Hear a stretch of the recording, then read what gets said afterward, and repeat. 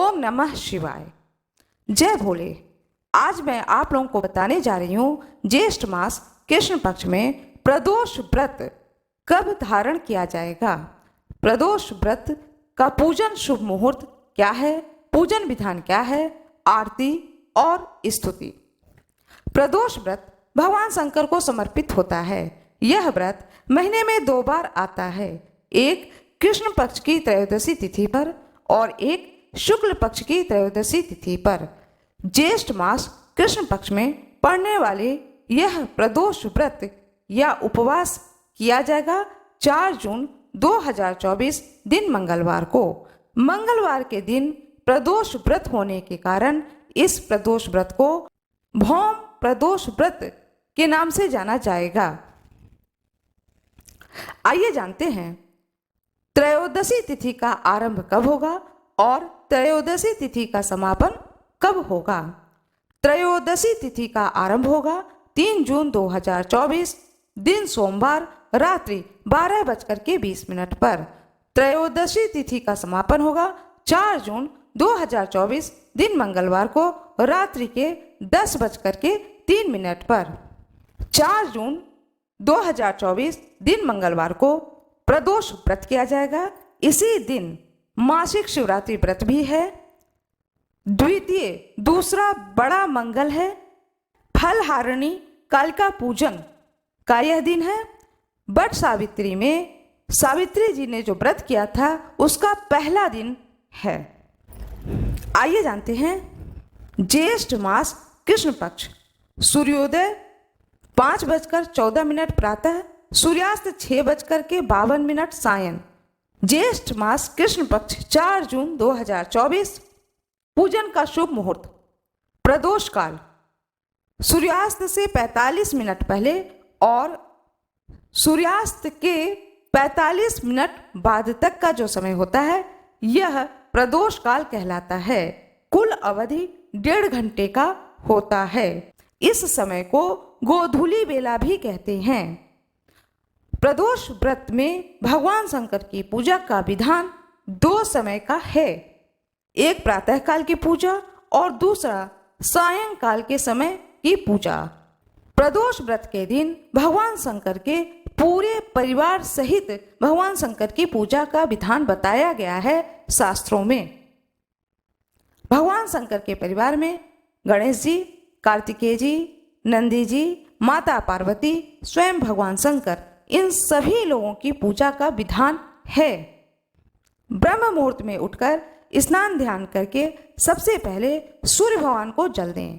इसके बाद आप अपने घर के शिवालय में नित्य जो आप पूजा करते हैं वह पूजन करें। आपके घर के पास शिवालय हो तो वहां जाकर के भगवान शंकर की उनके पूरे परिवार सहित विधि विधान से पूजन करें। उसके बाद फलहार लिया जाता है। बहुत लोग प्रदोष व्रत में फलहारी नमक का प्रयोग करते हैं और बहुत लोग मीठा का ही प्रयोग करते हैं। प्रदोष काल में पूजा का विधान यह है कि शाम के समय भी स्नान ध्यान करके भगवान शंकर के मंदिर जाना चाहिए और शाम की पूजा में भगवान शंकर को जो जो चीज़ें पसंद हैं वह सारे प्रकार के फूल, फल, मिठाई, ये सारी चीज़ें लेके शिवालय जाना चाहिए।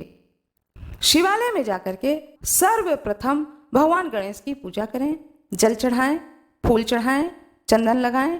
कार्तिकेय भगवान की इसी प्रकार से पूजा करें, माता गौरी की पूजा करें, नंदी जी की पूजा करें। इसके बाद में भगवान शंकर की पूजा करें। भगवान शंकर को जल से अभिषेक करें, दूध से, दही से, शक्कर से, शहद से, शुद्ध जल से स्नान कराएं। इसके बाद गंगा जल से स्नान कराएं। इसके बाद भगवान शंकर को श्रृंगार करें, भगवान शंकर का श्रृंगार करें। श्रृंगार में सबसे पहले चंदन लगाएं।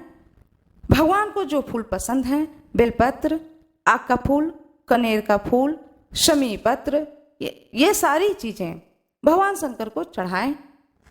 ऋतु फल चढ़ाएं। मिठाई में सफ़ेद चीज़ों का भोग लगाएं, सफ़ेद मिठाई का भोग लगाएं। शिवालय में ही भगवान शंकर के सम्मुख ही आसन लगा करके बैठें और वहीं पर प्रदोष व्रत भौम प्रदोष व्रत कथा को पढ़ें अथवा सुने। कथा पढ़ने और सुनने के बाद में आरती करें, फिर भगवान शंकर की स्तुति करें। भगवान शंकर की बहुत सारी स्तुतियां हैं, जिनमें कि नमामि शमीशान निर्माण रूपम, यह स्तुति करें। लिंगाष्टकम स्तुति करें। जो स्तुति आपको आती हो वह स्तुति करें। कम से कम 108 बार ओम नमः शिवाय का जाप अवश्य ही करें। इस प्रकार से पूजन करने के बाद अपने घर को आएं। प्रदोष व्रत में शाम की पूजा के बाद में एक टाइम अनाज लिया जाता है, व्रत का पारणा किया जाता है। केवल एक बार ही अन्न खाया जाता है, दही पराठा, दूध पराठा, इस तरह से मीठा भोजन किया जाता है। इसके बाद दोबारा अन्न नहीं लिया जाता है, फिर व्रत रहता है। आप फलाहारी करेंगे, दोबारा आपको कुछ खाने की इच्छा होती है तो फल का ही प्रयोग किया जाता है, दूध का सेवन किया जाता है। इस तरीके से रात्रि को व्यतीत की जाती है और दूसरे दिन बुधवार को प्रातःकाल उठ करके स्नान ध्यान करके भगवान सूर्य को अर्घ्य देकर भगवान शंकर की पूजा करने के बाद ही व्रत का पारणा का विधान है। आशा करती हूँ कि आप लोगों को यह जानकारी अच्छी लगी होगी।